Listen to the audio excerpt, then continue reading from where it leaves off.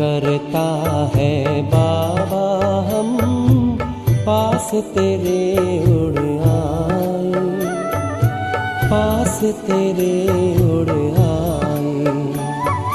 जो पिंजरे से उड़कर पंछी नीले गगन में जाए, पास तेरे उड़ आए।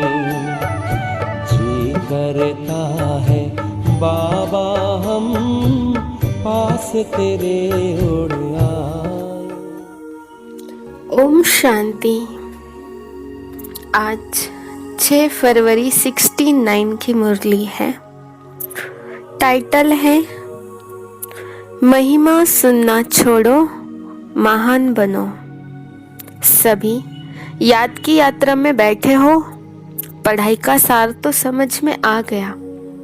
उस सार को जीवन में लाकर दुनिया को वो राज सुनाना है। रचयिता और रचना की नॉलेज को तो समझ गए हो। सुना तो बहुत है, लेकिन अब जो सुना है वह स्वरूप बनके सभी को दिखाना है। कैसे दिखाएंगे? आपकी हर चलन से बाप और दादा के चरित्र नजर आवे। आपकी आंखों में उसी बाप को देखे। आपकी वाणी से उन्हीं की नॉलेज को सुने। हर चलन में हर चरित्र समाया हुआ होना चाहिए। सिर्फ बाप के चित्र नहीं, लेकिन बाप के चरित्र देख बच्चे भी चरित्रवान बन जाए। आपके चित्र में उसी अलौकिक चित्र को देखे। बाप के व्यक्त रूप में अव्यक्त मूर्त नजर आवे। ऐसा पुरुषार्थ करके जो बाप दादा ने मेहनत की है उसका फलस्वरूप दिखाना है। जैसे अज्ञान काल में भी कोई बच्चों में जैसे कि बाप ही नजर आता है, उसके बोलचाल से अनुभव होता है जैसे कि बाप है। इसी रीति से जो अनन्य बच्चे हैं उन एक एक बच्चे द्वारा बाप के गुण प्रत्यक्ष होने चाहिए और होंगे। कैसे होंगे? उसका मुख्य प्रयत्न क्या है? मुख्य बात यही है जो साकार रूप से भी सुनाई है कि याद की यात्रा अव्यक्त स्थिति में स्थित होकर हर कर्म करना है। अब तो बच्चों को बहुत सामना करना है, लेकिन समर्थ साथ है, इसलिए कोई मुश्किल नहीं है। सिर्फ एक बात सभी को ध्यान में रखनी है कि सामना करने के लिए बीच में रुकावट भी आएगी। सामना करने में रुकावट कौन सी आएगी मालूम है? देह अभिमान। देह अभिमान तो एक मूल बात है, लेकिन सामना करने के लिए बीच में कामना विघ्न डालेगी। कौन सी कामना? मेरा नाम हो। बाबा कामनाएं बता रहे कि मेरा नाम हो, मैं ऐसा हूँ, मेरे से राय क्यों नहीं ली, मेरा मूल्य क्यों नहीं रखा। ये अनेक प्रकार की कामनाएं सामना करने में विघ्न रूप में आएंगी। ये याद रखना है, हमको कोई कामना नहीं करनी है, सामना करना है। अगर कोई कामना की तो सामना नहीं कर सकेंगे। और अव्यक्त स्थिति में महान बनने के लिए एक बात जो कहते रहते हैं वह धारण कर ली।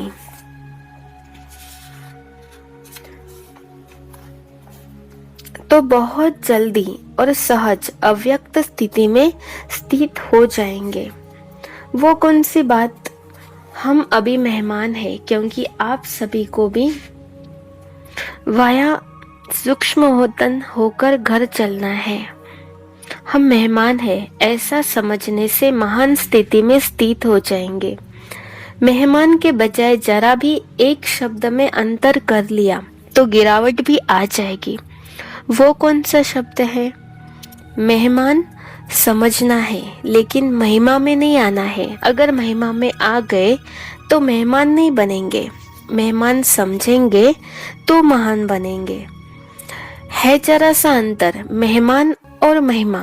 लेकिन जरा सा अंतर भी अवस्था को बहुत नीचे ऊपर कर देता है। तुम सभी को ज्ञान कौन सा देते हो? त्रिमूर्ति का। जैसे त्रिमूर्ति का ज्ञान औरों को देते हो, वैसे अपने पास भी 3 बातों का ज्ञान रखना है। 3 बातें छोड़ो और 3 बातें धारण करो। जब यह 3 बातें छोड़ेंगे तभी स्वरूप में स्थित होंगे, सर्विस में सफलता भी होगी।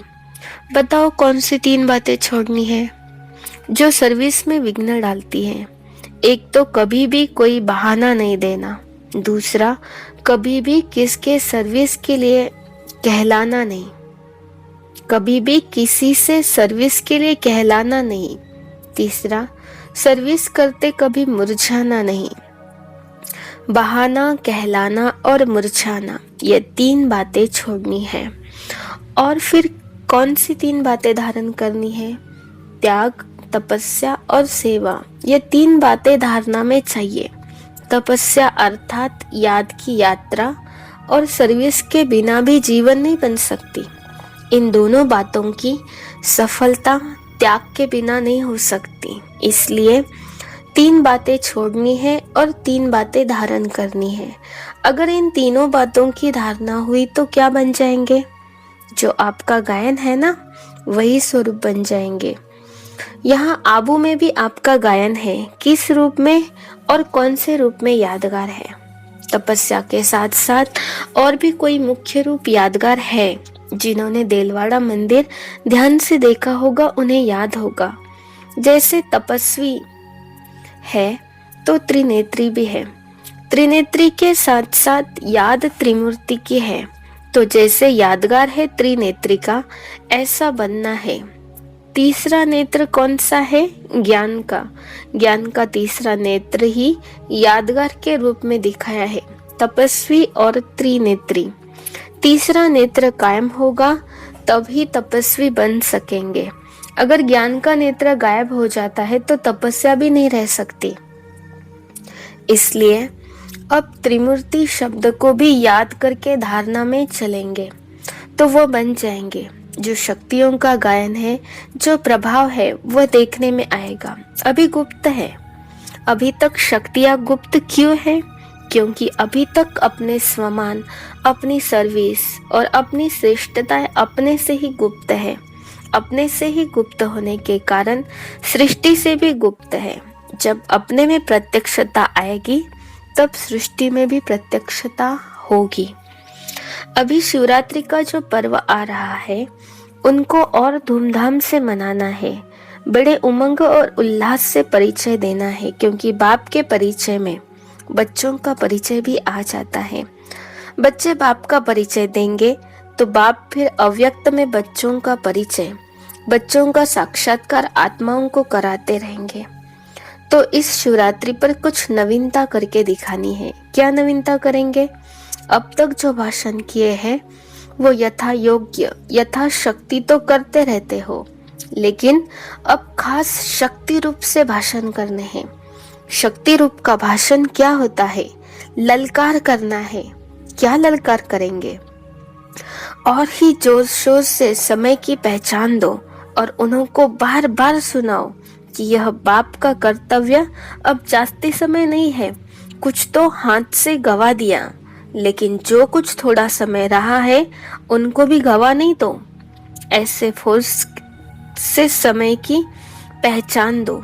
जैसे आजकल साइंस वाले ऐसे ऐसे बॉम्ब्स बना रहे हैं जो अपने स्थान पर बैठे हुए भी जहां बम लगाना होगा वहां का निशाना दूर बैठे भी कर सकते हैं।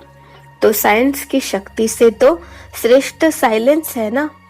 जैसे वह साइंस के लोग गोले बनाते हैं, वैसे अब शक्तियों को साइलेंस की शक्ति से गोले फेंकने हैं। शुरू शुरू में शक्तियों की ललकार ही चलती थी, अभी शुरू जैसी ललकार नहीं है। अभी विस्तार में पड़ गए हैं। विस्तार में पड़ने से ललकार का गुप्त रूप हो गया है।